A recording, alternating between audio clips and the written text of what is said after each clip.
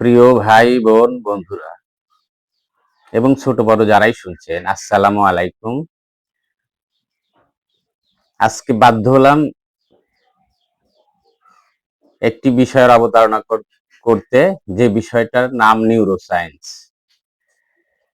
Neuroscience সম্বন্ধে জ্ঞান থাকা প্রয়োজন, কারণ আমরা সামনে যেই বিজ্ঞান শিখতে যাচ্ছি, যেই অর্থনীতি শিখতে যাচ্ছি, যেই সমাজনীতি শিখতে যাচ্ছি, যেই রাষ্ট্রনীতি শিখতে যাচ্ছি, যেই অর্থ ব্যবস্থা সম্বন্ধে জানতে যাচ্ছি, যেই মানবতা বিশ্বে প্রতিষ্ঠা সম্বন্ধে জানতে যাচ্ছি, সেই বিষয়গুলো জানার জন্য, বোঝার জন্য আমাদের নিউরোসায়েন্স সম্বন্ধে জানা থাকা প্রয়োজন।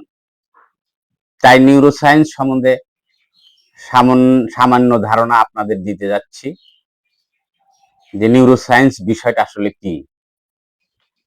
আমরা যেহেতু বুদ্ধি দিয়ে কাজ করি, ব্রেনকে কাজে লাগাই, একটা নিঃশ্বাস ফেলারও উপায় নেই ব্রেনের নেটওয়ার্কিং ছাড়া, সেহেতু নিউরোসায়েন্স সম্বন্ধে আমাদের জানা থাকা প্রয়োজন, যাতে করে ব্রেনকে আমরা কাজে লাগাতে পারি। বাংলায় যাকে বলে স্নায়ুবিজ্ঞান। নিউরোসায়েন্স হলো বিজ্ঞান শাস্ত্রের একটি শাখা, যেখানে মস্তিষ্ক, স্নায়ুতন্ত্র এবং এর কাজকর্ম নিয়ে গবেষণা করা হয়।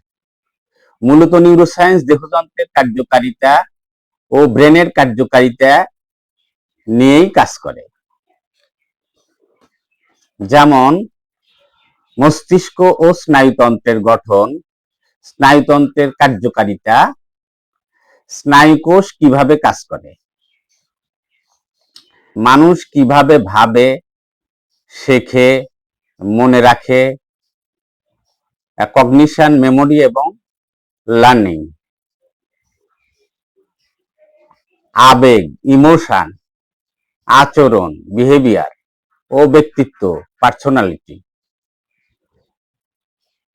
স্নায়ুরোগ, নিউরোলজিক্যাল ডিসঅর্ডার, যেমন আলঝেইমার, পার্কিনসন্স ইত্যাদি। এইসব বিষয় সম্বন্ধেই নিউরোসায়েন্সে বিস্তারিত বর্ণনা করা হয়।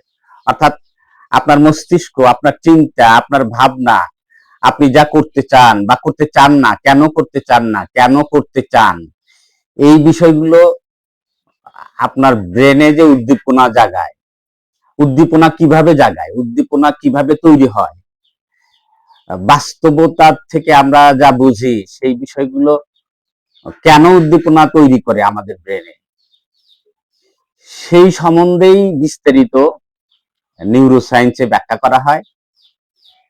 এর কিছু উপশাখাও রয়েছে, যেমন মলিকুলার নিউরোসায়েন্স, কোষ ও জিন নিয়ে কাজ করে। সেলুলার নিউরোসায়েন্স, স্নায়ুকোষ ও কোষগুলোর যোগাযোগ নিয়ে গবেষণা। সেলুলার নিউরোসায়েন্স, স্নায়ুকোষ ও কোষগুলোর যোগাযোগ নিয়ে গবেষণা। অর্থাৎ স্নায়ুকোষ অর্থাৎ মস্তিষ্কের সাথে যেই কোষ এবং দেহের যে কোষ, এর মধ্যে যে যোগাযোগ তৈরি হয়, সেই বিষয়ে গবেষণা করে সেলুলার নিউরোসায়েন্স। আর কগনিটিভ নিউরোসায়েন্স, মানুষ কিভাবে চিন্তা করে, শেখে, মনে রাখে, তা নিয়ে কাজ করে। আর ক্লিনিক্যাল নিউরোসায়েন্স, স্নায়ুরোগ নির্ণয় ও চিকিৎসা পদ্ধতি নিয়ে কাজ করে।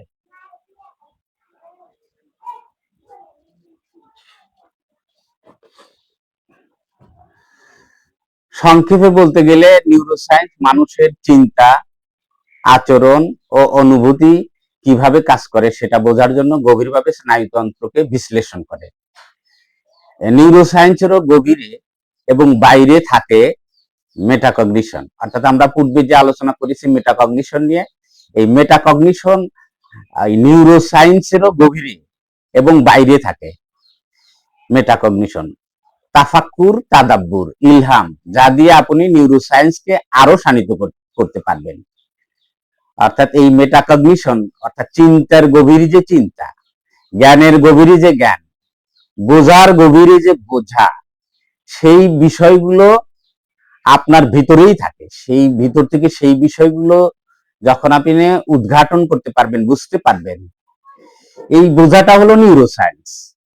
আর এই নিউরোসায়েন্স এর ভিতরে যে মেটাকগনিশন থাকে, সেই বিষয়গুলো আপনি জাগ্রত করে আপনি আপনার বাস্তবতায় ফ্লো স্টেট, অর্থাৎ আপনার মানসিক অবস্থায় ফ্লো স্টেট তৈরি করবেন।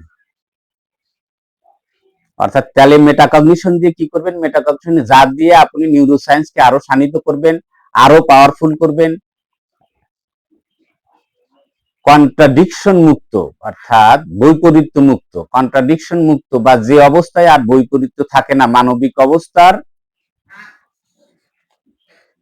সেই পারফেকশন দ্বারা মানবতার গণজোয়ার তুলবে। এই চিন্তা কিন্তু সবাইকেই শুরু করে দিতে হবে। যেহেতু আপনার ব্রেন আছে, তাই আর দেরি কেন? শুধুই হয়তো সময় নষ্ট কেন? যখন দেহ ধারণ করেছেন তখন লিমিটেড স্থানকালে আটকে গেছেন। এই জটলা আপনাকেই ছাড়াতে হবে।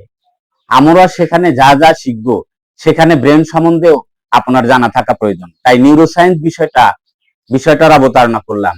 ভালো থাকবেন। আসসালামু আলাইকুম ওয়া রাহমাতুল্লাহি ওয়া বারাকাতুহু।